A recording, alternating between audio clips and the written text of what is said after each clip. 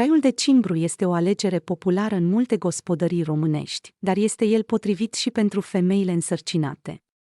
Aflăm împreună beneficiile și contraindicațiile ceaiului de cimbru în timpul sarcinii.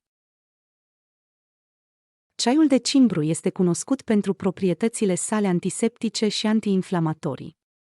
El poate ajuta la calmarea durerilor de gât, la combaterea infecțiilor și la îmbunătățirea digestiei. Deși are numeroase beneficii, ceaiul de cimbru nu este recomandat în doze mari pentru femeile însărcinate. Conținutul său de timol poate provoca contracții uterine. Este esențial să discutați cu medicul înainte de a-l consuma în timpul sarcinii. Dacă alegeți să consumați ceai de cimbru în timpul sarcinii, asigurați-vă că nu depășiți o cană pe zi și nu îl lăsați la infuzat mai mult de 5 minute. Evitați să-l combinați cu alte plante medicinale fără sfatul unui specialist. Sarcina este o perioadă în care trebuie să fim atenți la ceea ce consumăm.